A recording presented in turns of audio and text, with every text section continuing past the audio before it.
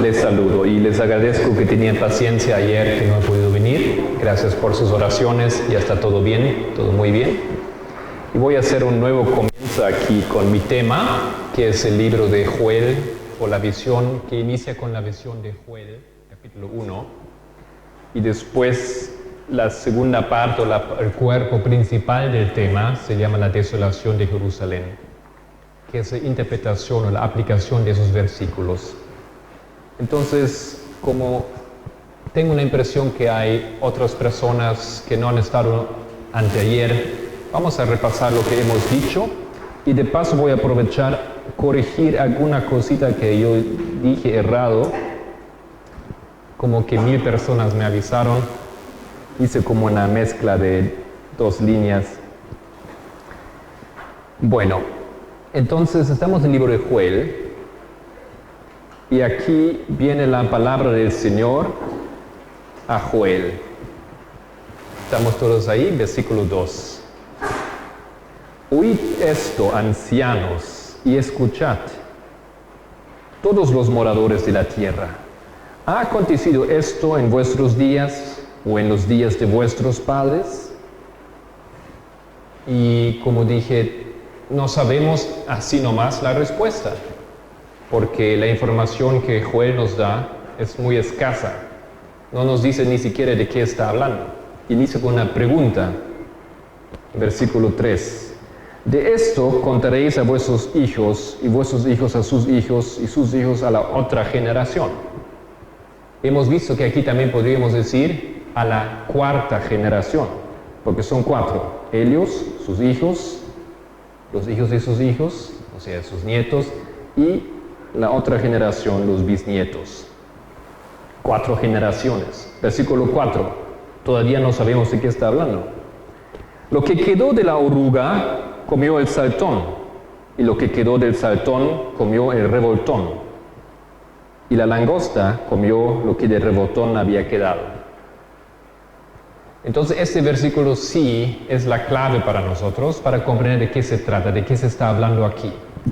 Porque hemos visto que hay un proceso, y ese proceso ahora, a base de esos dos versículos, lo podemos comprender como un avance en un trabajo. Y ese trabajo es marcado o por 1, 2, 3, 4 generaciones, en el versículo 3, o por esos 4 insectos que vienen a destruir. Esos insectos empiezan a comer y lo que uno deja, el siguiente continúa destruyendo. Y eso es la imagen aquí que la Biblia nos propone con esa visión. ¿Ok? Entonces es un trabajo destructivo, un proceso. Y el proceso es explicado fácilmente o visible fácilmente en la ilustración de que él comienza pero deja. Entonces él encuentra un trabajo comenzado, pero hay sobra para él, entonces él continúa. Como sabemos, la langosta es capaz de destruir de una manera muy fuerte. Entonces esa langosta aquí casi acaba la obra, pero la obra minúscula entonces en la última generación, en la última fase se hace con ese insecto destructivo. Entonces aquí Joel nos propone una visión que tiene que ver con 4 generaciones, es un proceso en 4 generaciones o 4 estaciones, y es un proceso destructivo. La Biblia conoce este número 4 como símbolo de destrucción, y les invito a que abren conmigo solamente para ver ese método que la Biblia está usando en el libro de Zacarías, penúltimo libro aquí del Antiguo Testamento, Zacarías capítulo 1, versículo 18.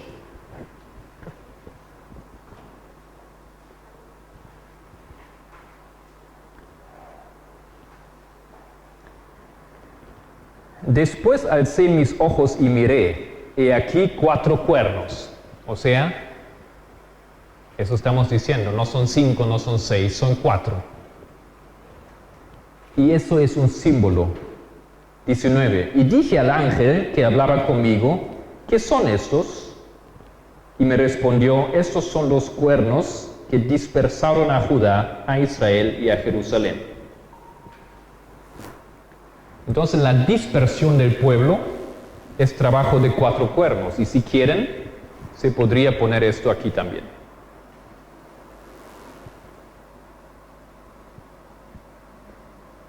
Cuatro diferentes cuernos. Todos han hecho un trabajo que contribuyó a la dispersión final del pueblo de Dios. Y si recordamos un poco la historia del pueblo de Dios, de hecho ha sido disperso. Y las naciones que hicieron esto, yo propongo, eran estas: Egipto, Asiria, Medo-Persia y Babilonia. Porque a la altura que Babilonia impacta al pueblo de Dios, a esa altura el pueblo ha pasado por un proceso de luchas y guerras y alianzas y enemistades y finalmente va a ser disperso por completo. Elena White comenta sobre eso en Profetas y Reyes 426.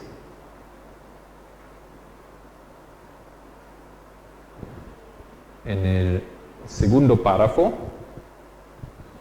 ella da una pequeña nota a esto y dice: a continuación Zacarías vio, bajo el símbolo de 4 cuernos, las potencias que aventaron a Judá, a Israel y a Jerusalén. Inmediatamente después vio a 4 carpinteros, etc. Entonces, esos son 4 potencias. Estos aquí aventaron, esos atacaron, o en inglés dice ellos dispersaron a Israel. Y recién estos acabaron la obra de dispersar también a Judá y a Jerusalén. Entonces, por eso le estoy sugiriendo que aquí en Joel tenemos un símbolo, cuando la Biblia nos muestra un trabajo que se hace en 4 generaciones. Y obvio, queridos hermanos, obvio que esto no son 4 generaciones literales. Porque ese trabajo aquí, la historia de Egipto, Babilonia, son más que 4 generaciones literales. Las generaciones llegan a venir a ser algo así como fases o etapas. Eso es lo que quiero sugerir aquí. Después, hemos visto otra cita, en Conflicto de los Siglos, 309, en el primer párrafo, donde Elena White hace un comentario sobre esta historia aquí, sobre Joel. Ella no comenta realmente Joel, ella habla de otra historia, pero de paso nos deja una información preciosa. Porque la teología, los teólogos no saben dónde ubicar el libro de Joel con exactitud. No hay indicios, solamente se puede más o menos tener alguna idea, tener propuestas, pero no hay con exactitud la posibilidad de marcarlo, porque del libro no aparecen indicios de reyes o de personajes. Pero Elena White sí. Ella dice lo siguiente aquí: el 19 de mayo de 1780 figura en la historia como el día oscuro. Desde el tiempo de Moisés no se ha registrado jamás periodo alguno de oscuridad tan densa y de igual extensión y duración. La descripción de este acontecimiento que han hecho los historiadores no es más que un eco de las palabras del Señor expresadas por Joel 2500 años antes de su cumplimiento. Y ella cita Joel 2:31. Entonces lo que Elena White hace aquí ella habla de un evento en 1780 y dijo, 2500 años antes, Joel predicó esto.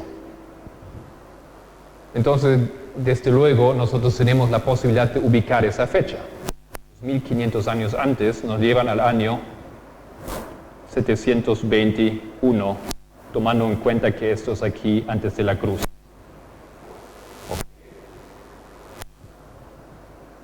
Antes de Cristo, 721.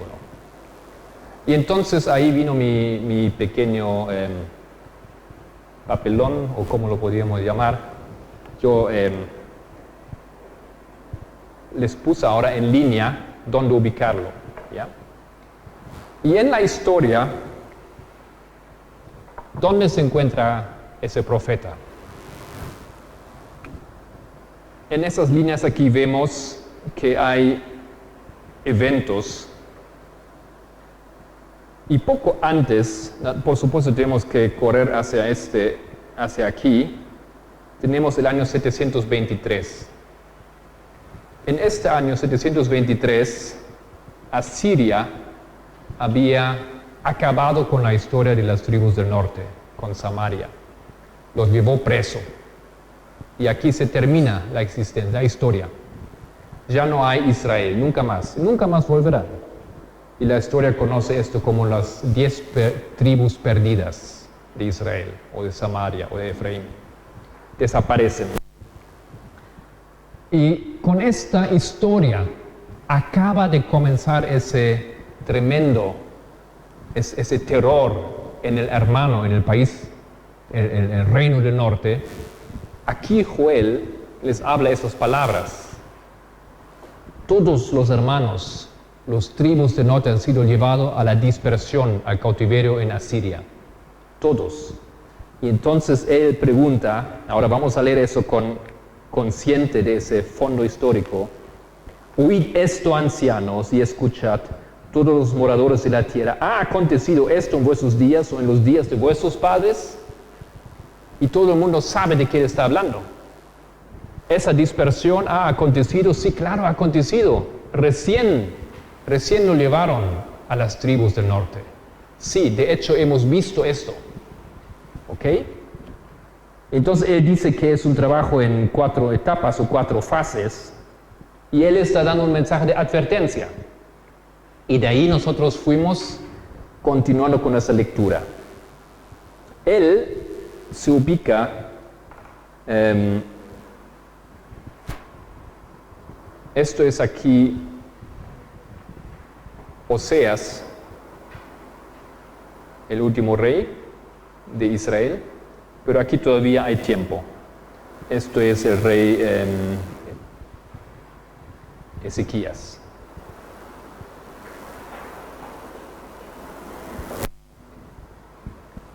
Una de las cosas que hemos escuchado con nuestro otro hermano Pamenda en sus presentaciones era que el Señor en su misericordia no trae juicio sin avisar intensamente a su pueblo.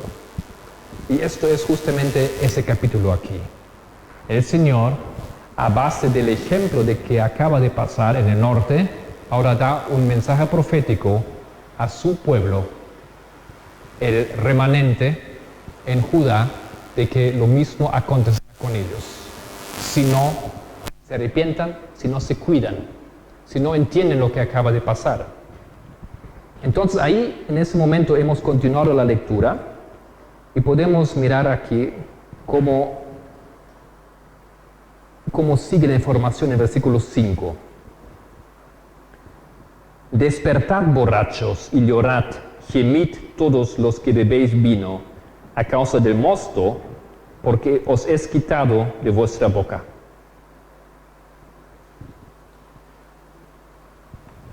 ¿Y qué tiene que ver eso? Bueno, en el momento de la destrucción, en esta historia aquí, ¿cómo se encuentra el pueblo? ¿En qué condiciones está? Son ebrios. Voy a poner aquí una. Son bien ebrios.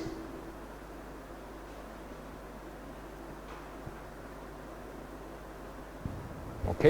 Han bebido vino, están felices en su condición, están durmiendo y no se dan cuenta de lo que acontece. Esa ebriedad para ellos es fatal, porque versículo 6 ahora dice lo que acontece sin que ellos se den cuenta. Porque pueblo fuerte e innumerable subió a mi tierra, sus dientes son dientes de león y sus muelas, muelas de león. Asoló mi vid y descortezó mi higuera, de todo la desnudó y derribó, y sus ramas quedaron blancas. Entonces, esa potencia, esa amenaza que acaba de aprovecharse de la ebriedad del pueblo de Israel y destruyó ese pueblo, eran los asirios en la historia. Eran los asirios. Eso es historia, pero a la vez eso es profecía. Entonces, el siguiente paso que tenemos que hacer, hasta ahora todo es claro, ¿no es cierto? No es muy difícil de seguir esa lógica de esa información. Leyendo así nomás ese texto con la oruga y con los insectos, como que no hace mucho sentido. Pero teniendo 2, 3 pautas, uno lo puede ubicar y entender ese mensaje. Entonces, yo les he comunicado y no lo hemos leído, solamente así de la memoria le he puesto algunas partes de esa cita.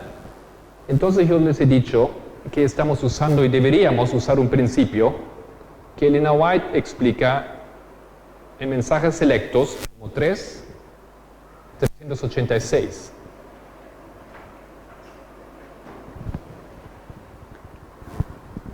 Ella mismo, como vamos a ver, explica por qué la Biblia usa ese mensaje o ese método, pero usa un método. Y va así ese texto. Nunca estamos ausentes de la mente de Dios. Dios es nuestro gozo y nuestra salvación. Cada uno de los profetas antiguos habló menos por su propio tiempo que para nuestro, de manera que sus profecías son válidas para nosotros. Una cuestión es si nosotros creemos eso o no, pero el que cree entiende que Elena White dice lo siguiente: Joel escribió por su generación, pero no tanto como para la nuestra. Sus profecías eran válidas para ese tiempo, pero más aún son válidas para nosotros. Cada uno de los profetas antiguos habló menos por su propio tiempo que para el nuestro, de manera que sus profecías son válidas para nosotros. Y ella cita 1 Corintios 10:11. Y estas cosas acontecieron como ejemplo y están escritas para amonestarnos a nosotros, a quienes han alcanzado los fines de los siglos. Claro, ustedes podrían argumentar y decir, sí, esas cosas son válidas para nosotros, pero ¿quién son nosotros? ¿Eran mis padres? ¿Somos nosotros? ¿Son nuestros hijos? O sea, ¿dónde ubicamos y por qué yo digo que es ahora? Y aquí Elena White da esa conexión, o hace esa conexión con 1 Corintios, que dice que esas cosas, en 1 Corintios, los ejemplos del Antiguo Testamento, han sido dadas para quienes han alcanzado el fin de los siglos. Estoy diciendo, desde luego, que esto es específicamente una información para nosotros, porque estamos en el fin de los siglos. Ahora, se necesitaría un poco más tiempo para demostrar por qué yo creo que nosotros formamos la última generación y por qué estamos en el fin realmente de los siglos. Pero eso es tal vez otro tema y creo que va a salir también de las presentaciones de mi hermano, que va a tocar las líneas y los eventos para demostrar justamente esto. Continúa Elia con la cita de 1 de Pedro 1:12. A estos se les reveló que no para sí mismos, sino para nosotros administraban las cosas que ahora os son anunciadas por los que han predicado el Evangelio por el Espíritu Santo enviado del cielo, cosas en las cuales anhela mirar los ángeles. La Biblia ha sido vuestro libro de estudio. Está bien que lo sea, porque es el verdadero consejo de Dios. Es el conductor de todas las santas influencias que el mundo ha contenido desde la creación. Tenemos el relato animador de que Enoc caminó con Dios. Si Enoc caminó con Dios en esa época de generación, justamente antes de la destrucción del mundo por el diluvio, debemos recibir valor y ser estimulados con su ejemplo, en el sentido de que no necesitamos ser contaminados por el mundo, sino que en medio de todas sus influencias y tendencias corruptoras, podemos caminar con Dios, podemos tener la mente de Cristo. Da ella un ejemplo entonces, que nosotros podríamos volver a la historia de Enoc, pero entender perfectamente que esa historia nos concierne hoy en día. En este ejemplo aquí de Joel, quiero estudiar con vosotros que no es simplemente una aplicación a nivel moral, diciendo ahí estaban malos, hoy somos malos. Y así ese tipo de aplicación que también se puede hacer. Pero quiero ir un poco más a un análisis que explicaría por qué hay 4 generaciones. Hasta ahora no hemos visto por qué 4 generaciones, por qué no son 3. 6 o algo así, porque son 4. Hemos visto que 4 parece ser un símbolo, es un símbolo de un progreso. A veces ese número 4 la Biblia usa como un símbolo de progreso positivo, pero mayormente lo usa como un progreso de algo que va de mal en peor. Y esto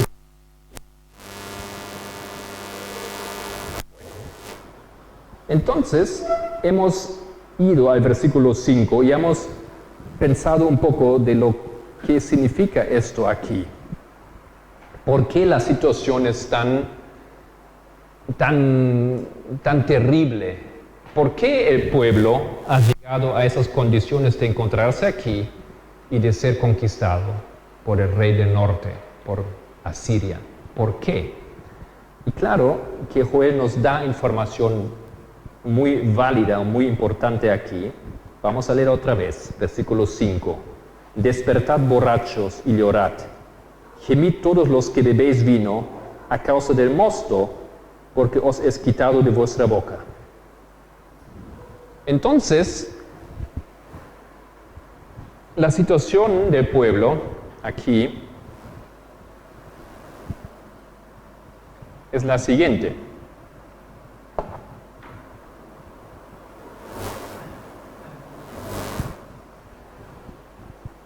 El pueblo tiene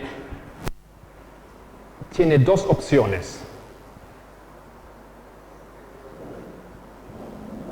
Beber de esa botella aquí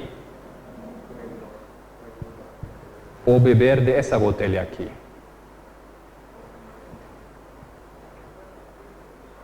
¿Cuál es la diferencia? Una vez más, no sé muy bien cómo se entiende la palabra mosto. Jugo fresco, no es nada más que esto, ¿no es cierto? El significado de la palabra en hebreo es muy claro. La palabra que se usa como vino es explícitamente vino fermentado. Y la otra palabra que se usa como mosto, o se traduce como mosto, significa jugo fresco de uva, recién prensado o apretado, vino nuevo. Entonces eso es la diferencia. Proceden de la vid los dos, pero uno es fermentado y desde luego malo, y desde luego símbolo de pecado, y el otro es fresco. Los dos son vinos. ¿Okay? Abrimos para entender un poco esa simbología el libro de San Marcos, porque nos ayudaría a comprender lo que está diciendo Joel.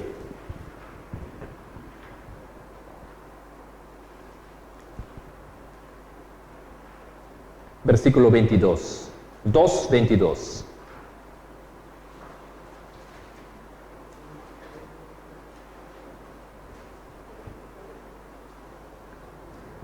Nadie echa vino nuevo en odres viejos. De otra manera, el vino nuevo rompe los odres, y el vino se derrama, y los odres se pierden. Pero el vino nuevo en odres nuevos se ha de echar. Entonces, este vino, aquí en ese ejemplo, va a un odre. No sé aquí, pero hay ese tipo de odres, ¿no? Que se hacen de una parte del animal. En España, por lo menos, de cuero, esos son. No sé. Esos son odre. Y este vino, si se pudiera, ese vino contiene esto aquí. Pero si pones este mosto fresco, se rompe. Entonces, ¿qué quería decir Jesús con esto? ¿Quiénes simbolizan los odres viejos en el tiempo de Jesús? ¿Quiénes son aquellos que no pudieran recibir los odres o el vino o el mosto fresco que Él estaba trayendo? ¿Hay alguien dice algo? Sí, estaba correcto, pues. Yo también entiendo esto. Podemos tal vez leer Deseado de todas las gentes, 245.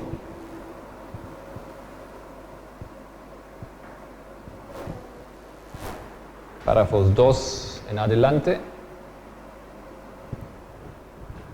La enseñanza de Cristo, Elena White aquí ya nos da la interpretación. La enseñanza de Cristo, aunque representada por el nuevo vino, nos anotamos eso. Enseñanza de Cristo. La enseñanza de Cristo, aunque representada por un nuevo vino, no era una doctrina nueva. Entonces, ¿qué era? Era una doctrina. No era nueva, pero era una doctrina. No era una doctrina nueva, sino la revelación de lo que había sido enseñado desde el principio. O sea, era una doctrina vieja, pero revelada, o explicada, o interpretada. Pero para los fariseos, la verdad de Dios había perdido su significado y hermosura originales. Para ellos la enseñanza de Cristo era nueva en casi todo respeto, y no la reconocían ni aceptaban. Entonces, esto que es el mosto, que no puede ser echado en odres viejos, es la doctrina pura o verdadera. De la perspectiva de los fariseos era como, era nuevo, pero en realidad estaba ya desde la fundación de la tierra, no era nuevo, solamente para ellos parecía nuevo, era nuevo. Y continuamos, siguiente párrafo. Jesús señaló el poder que la falsa enseñanza tiene para destruir el aprecio y el deseo de la verdad. Ninguno, dijo él, que bebiera del añejo quiere luego el nuevo, porque dice el añejo es mejor. Toda la verdad de que había sido dada al mundo por los patriarcas y los profetas resplandecía con nueva belleza en las palabras de Cristo. Pero los escribas y fariseos no deseaban el precioso vino nuevo, hasta que no se vaciasen de sus viejas tradiciones, costumbres y prácticas. No tenían en su mente o corazón lugar para las enseñanzas de Cristo. Entonces, ¿por qué no puede ser echado el mosto en los odres viejos? Porque está lleno, ¿no es cierto? Eso es lo que dice aquí, está lleno. Y por eso, por supuesto, no puede ser echado adentro. Tiene que ser vaciado primeramente. ¿Por qué? Aquí dice, lo que está aquí adentro son las viejas tradiciones. ¿Qué más? Costumbres y prácticas.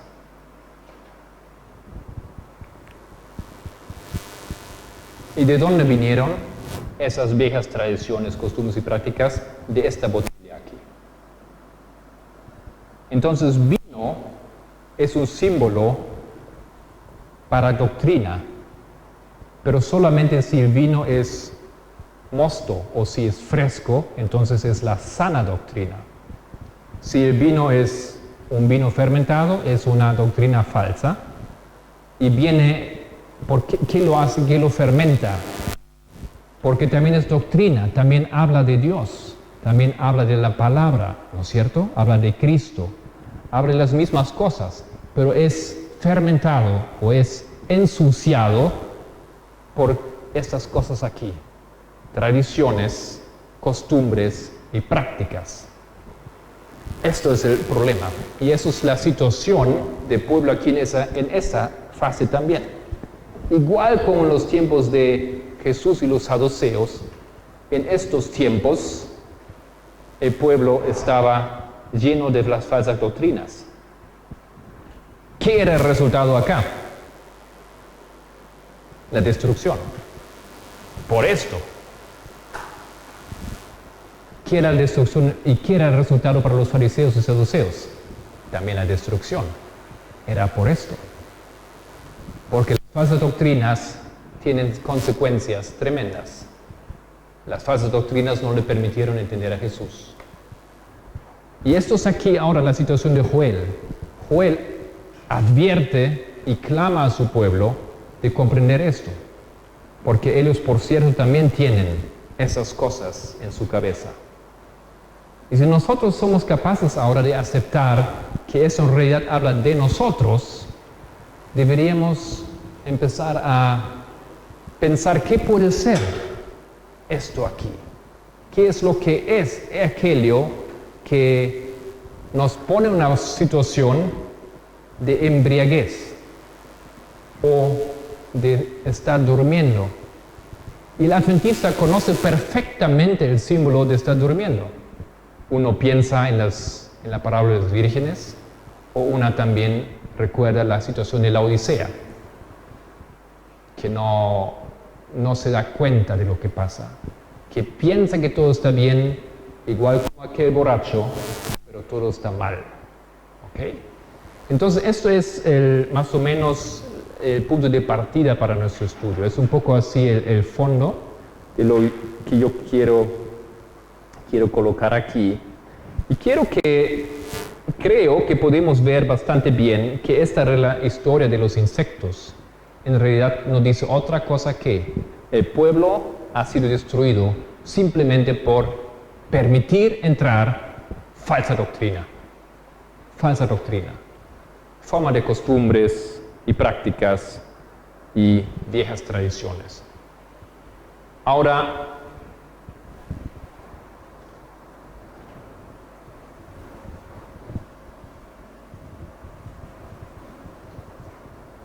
en la historia de Jesús, podemos amplificar un poquito en la historia de Jesús cómo fue esto.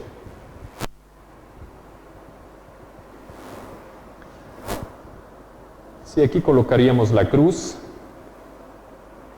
en el comienzo de su ministerio, en el año 27, él encontró la misma situación, la misma situación como esta aquí. La misma situación. El pueblo estaba por ser destruido. ¿Quién la destruyó? ¿Quién destruyó el pueblo de Dios? ¿Cómo? El rey del norte. ¿Quién era el rey del norte?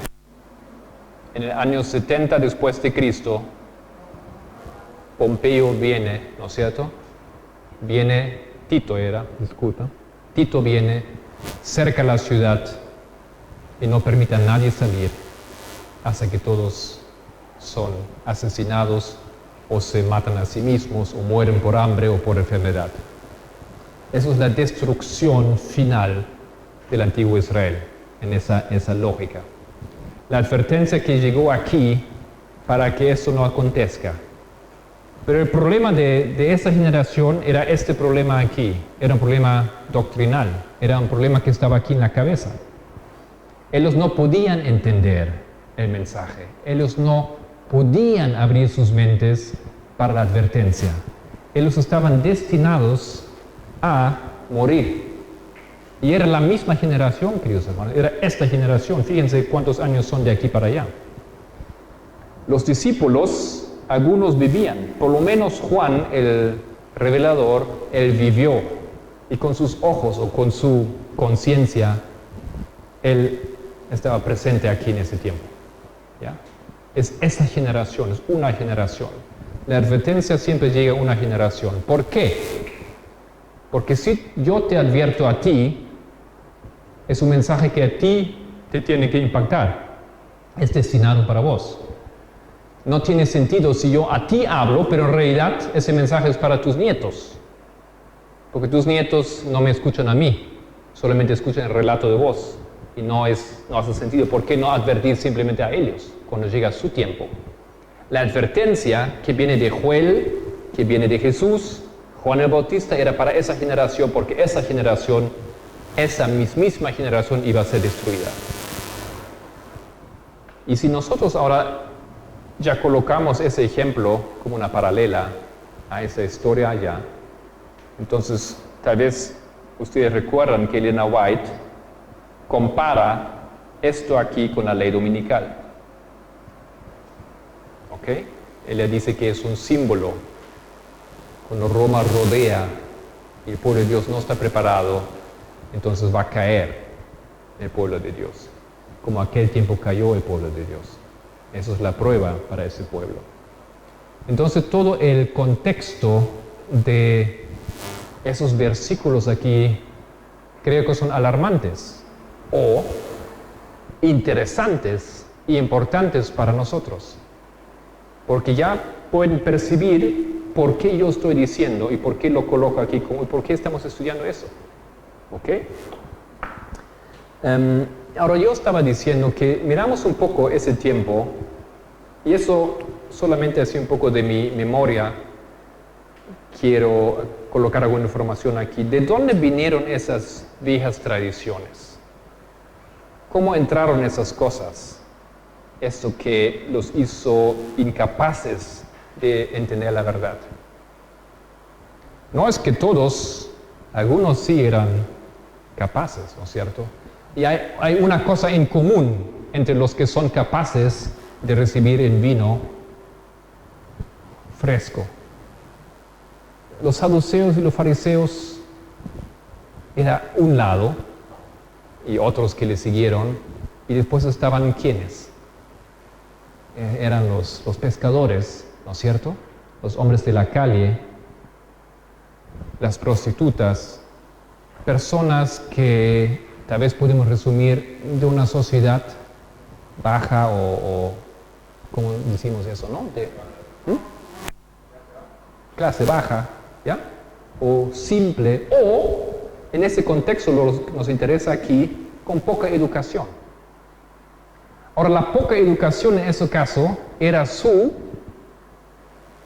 salvación, era beneficio de ellos, porque por no haber sido educados, ellos no tenían esas cosas muy presentes y esas cosas no le causaron estorbo, no les llegaron a ser una barrera para aceptar el nuevo vino. O sea, su odre estaba bastante vacío. Estaba un poquito, estaba ahí abajo, pero no era muy problemático sacarlo. ¿Ok? Entonces, hay un grupo aquí, hay excepciones, ¿no es cierto? Hemos escuchado Nicodemo, por ejemplo. Hay algunas excepciones de personas que, aunque han sido educados, aunque han sido entrenados en las viejas costumbres y tradiciones en las escuelas de Israel, han sido capaces de escuchar a Jesús y de entregarse a Él y de vaciar todo este peso que estaban cargando. Ahora, la historia de Israel, no sé, muchas veces no la tenemos muy presente lo que pasa aquí, pasan muchas cosas. Pero cuando Jesús llega, Israel no estaba libre, ¿no es cierto? ¿Quién gobernaba Israel? Roma. Roma gobernaba Israel. ¿Por qué? ¿Cómo es que Roma llegó a Israel? Roma era un imperio que estaba en expansión y Roma llegó a Israel sin querer. Eran los judíos mismos que habían pedido la ayuda de Roma. Y los pioneros anotaron esto aquí en este diagrama, años 158. Aquí dice, tiempo de la liga entre los judíos y los romanos. Es una fecha bien conocida para el historiador. En este año los romanos entran en una liga con los judíos. Los romanos han hecho eso todo el tiempo. Eso fue una de sus técnicas de expansión. Roma no ha luchado tanto como otros para expandir su imperio. Nosotros te protegemos. Puede ser incorporado a diferentes niveles de incorporación al imperio romano. Eso cuesta un poquito, por supuesto, impuestos, soldados, alianza, pero tú entras bajo la protección de la madre del Estado romano. Y los judíos buscaron esa alianza porque los judíos habían sido amenazados por los griegos.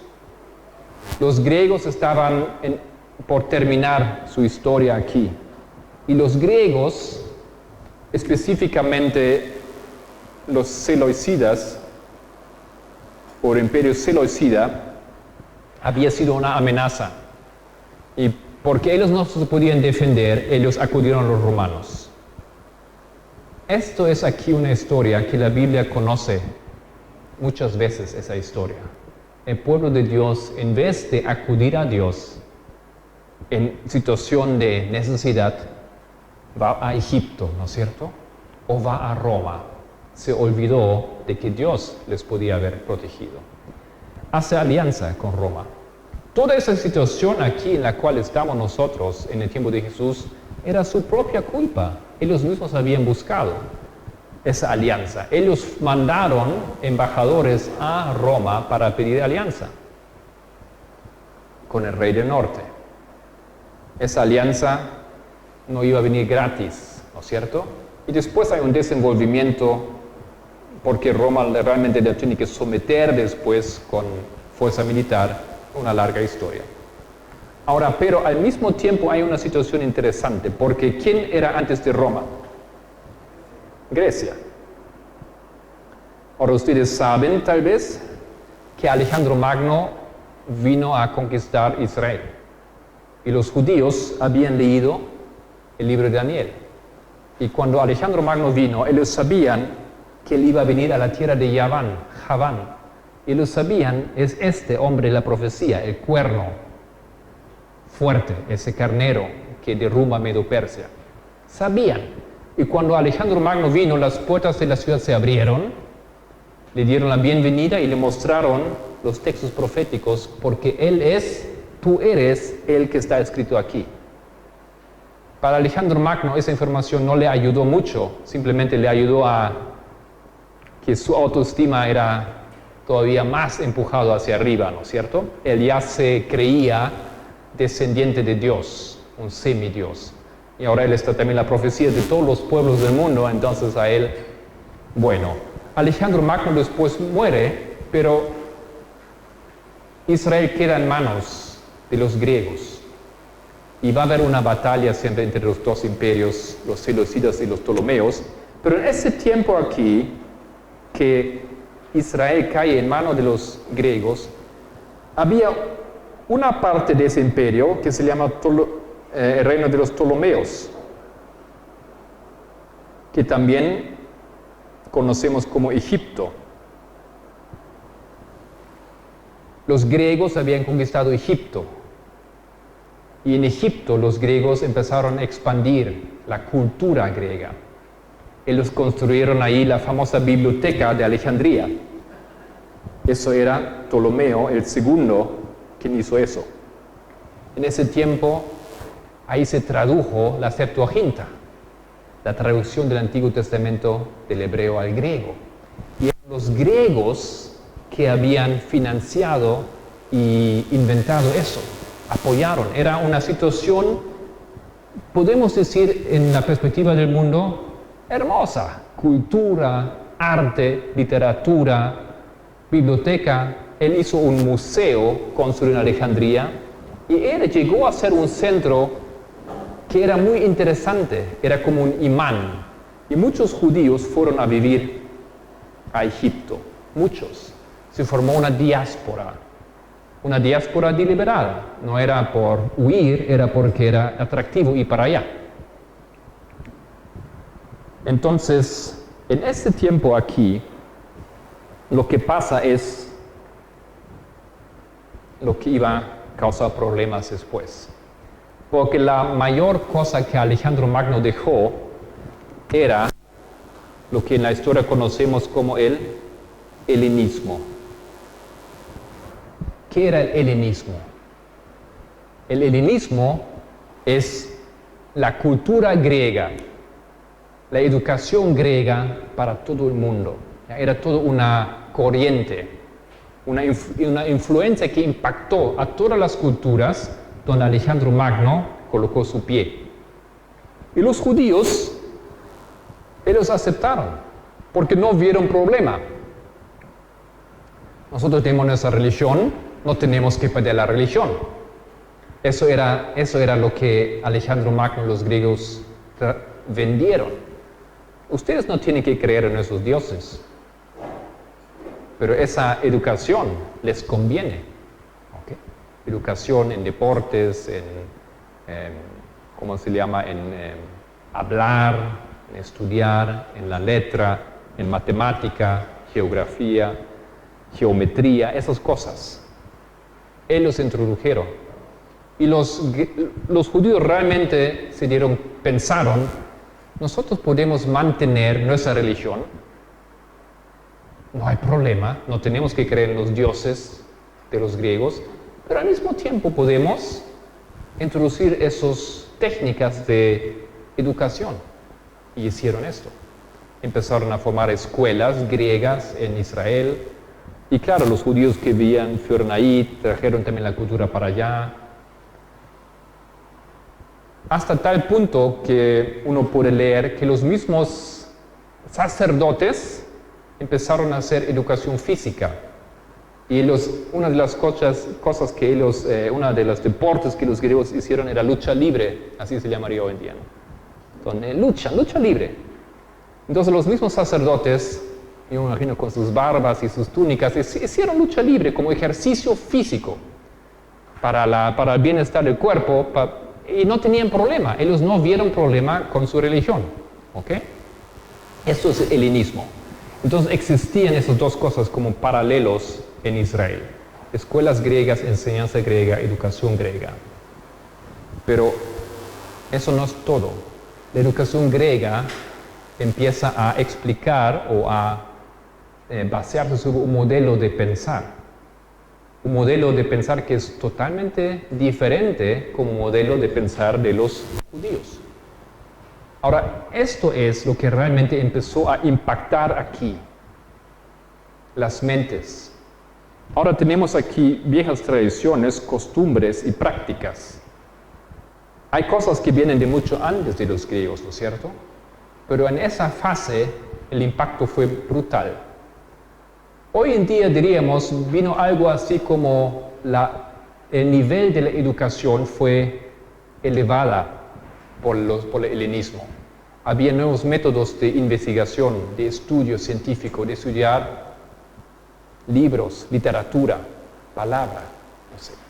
Y eso era el problema para el pueblo de Dios. Por esos métodos de enseñanza, por esas doctrinas que afectaron el raciocinar, el estudiar e interpretar, ellos tenían ahora problemas cuando vino Jesús para traerlos a ellos el mensaje que siempre había estado en el pueblo. Lo que antes ellos habían entendido, por ensuciar sus mentes con el helenismo, ya en esa fase no eran capaces de comprender, porque ellos tenían otra manera. Ahora, ustedes han visto que nosotros usamos ciertos métodos de estudio. Posiblemente algunos dicen, bueno, no estoy de acuerdo, eso no es como uno debe estudiar la Biblia. Pero tal vez ustedes han visto que los métodos que usamos no son de todo ilógicos, ¿ya? Para decir lo mínimo. He tenido varias conversaciones con teólogos y una cosa que teólogos dicen, lo que ustedes como enseñan, eso es lógico, pero nosotros no podemos estudiar así, porque tienen un cierto método. Vamos a hablar de eso más tarde un poquito. Entonces, lo que yo quiero decir, que la situación en la cual se encuentra el pueblo en esta generación aquí, en la última, cuando está por ser destruido, en esa situación el pueblo ha pasado por ese proceso. Nosotros hoy en día podemos buscar otras palabras para describir eso. Pero lo que era puro al comienzo, ese mensaje para nosotros es nuevo hoy. Pero es lo de viejo, es lo mismo que antes. Pero nosotros, por algún proceso por el cual hemos pasado intelectualmente, las cosas, la verdad en esencia, nosotros no es aceptable, no es entendible, es extraño, es falso. Eso era el problema de Jesús con los fariseos y los saduceos.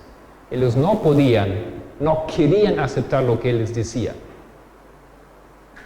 Tenían la misma palabra, tenían el mismo acceso y conocían todo. Ahora, preparando para la siguiente hora, quiero hacer una perspectiva de lo que quiero estudiar con vosotros.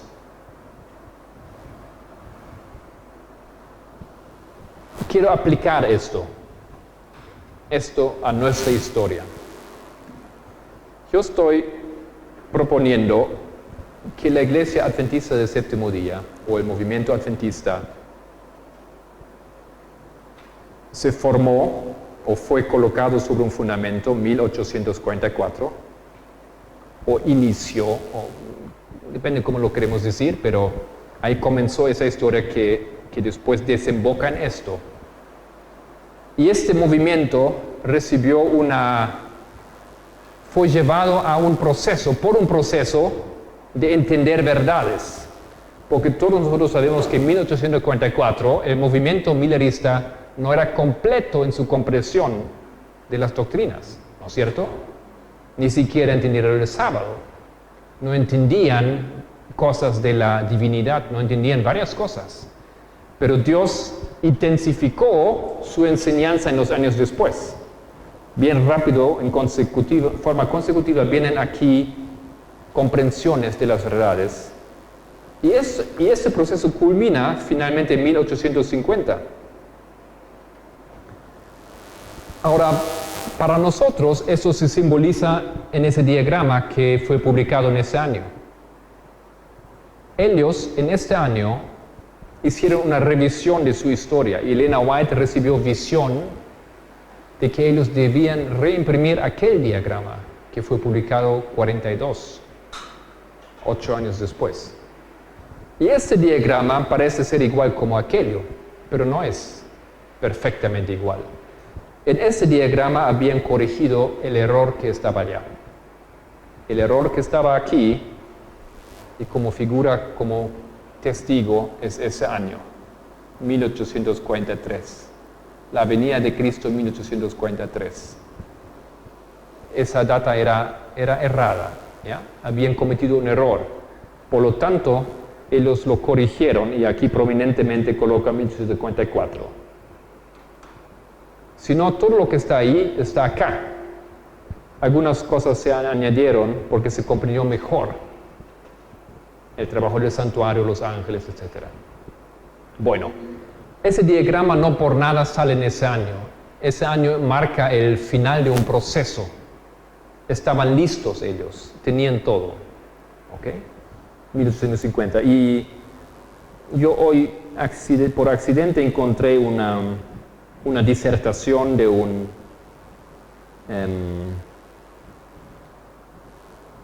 ¿cómo se llaman? Aquellos que hacen el doctorado en teología,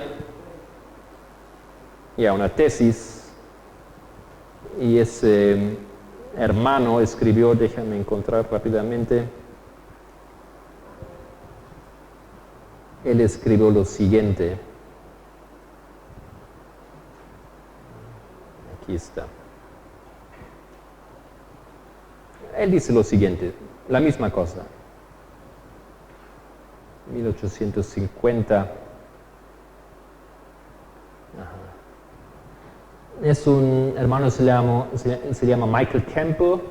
En 2008 él publicó ese trabajo y dice, en 1850 los adventistas que guardaban el sábado habían elaborado un sistema único de interpretaciones proféticas que les guió a la comprensión de que ellos mismos eran la iglesia remanente de Dios, etc.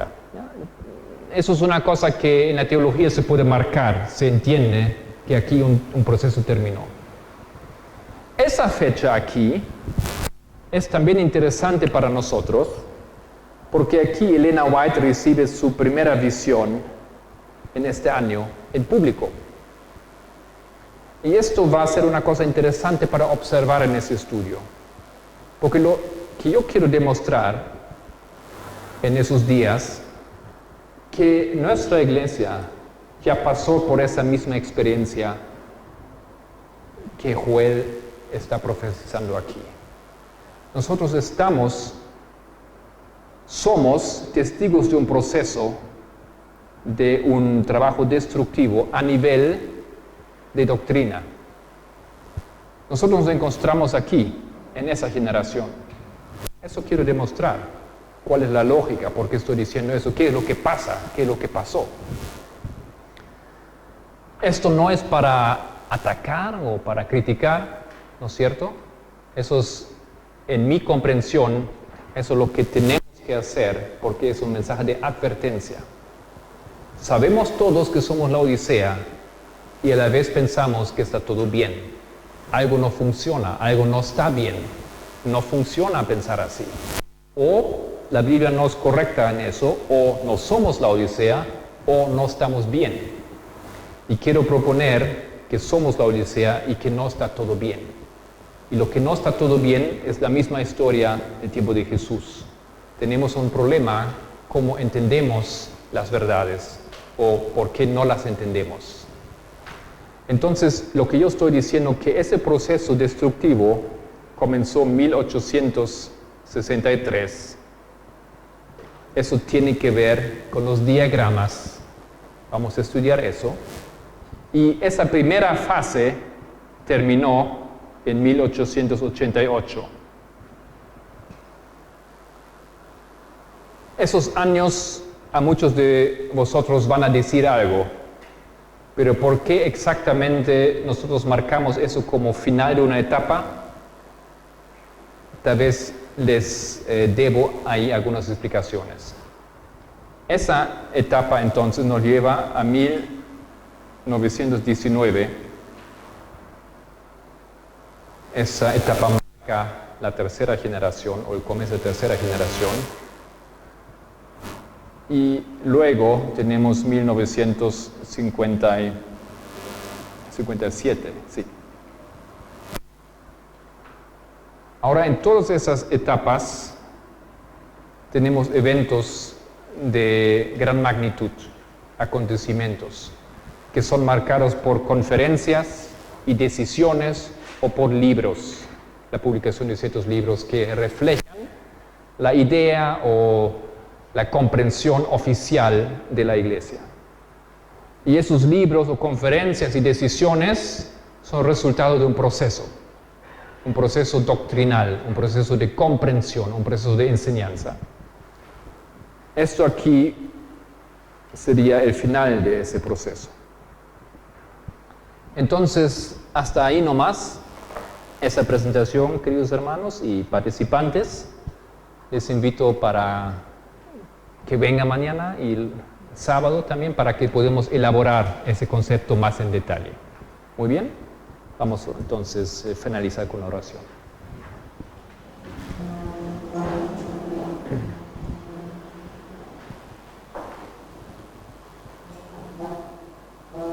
Querido Señor,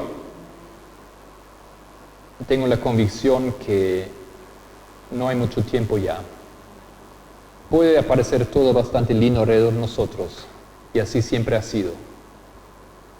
En todas las historias, Señor, donde tú marcas el momento en el cual tu pueblo va a ser derrumbado por el gran enemigo. El pueblo estaba confiando en sí mismo. Estaba defendiendo lo que hacía, lo que creía. Justamente por eso tú mandaste mensaje tras mensaje y profeta para despertar a esa generación que enfrentaba su final. Querido Padre, nosotros necesitamos despertar. Sabemos como pueblo adventista que la historia de ese mundo llega a su fin y que tu pueblo va a ser juzgado también y que tiene que rendir cuentas. Querido Padre, creemos que tú hablaste a través de todos los profetas y queremos comprender ese mensaje. No queremos cerrar nuestros oídos a la advertencia que en misericordia has dejado. Te agradezco por ese tiempo que tenemos aquí, en ese precioso lugar, por Jesucristo. Amén.